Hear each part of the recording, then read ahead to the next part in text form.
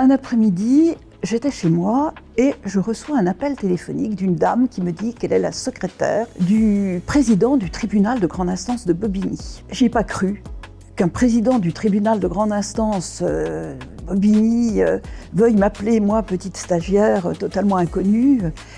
Ça me paraissait absolument inenvisageable et j'ai cru même à un canular téléphonique. Et en réalité, c'était vraiment le président Puzin qui m'expliquait que comme le tribunal de Bobigny avait plénitude de compétences, il fallait maintenant qu'il y ait un barreau qui se constitue et c'était l'objet d'appel du président du tribunal.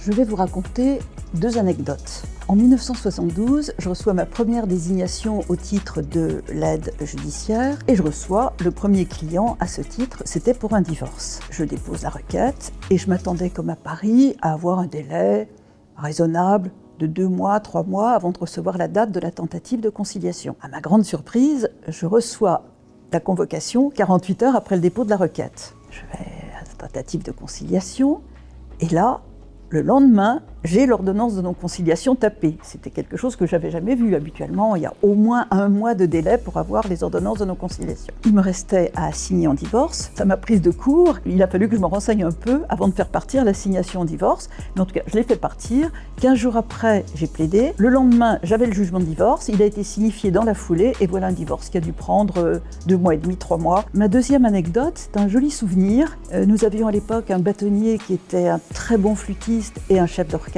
Et moi, je faisais partie d'une chorale. Et nous avons monté ensemble le Requiem de Mozart qui a été donné dans la salle des pas perdus du palais de justice. Et ce qui était plaisant aussi, c'est que d'autres magistrats qui appartenaient à d'autres chorales sont venus chanter avec nous.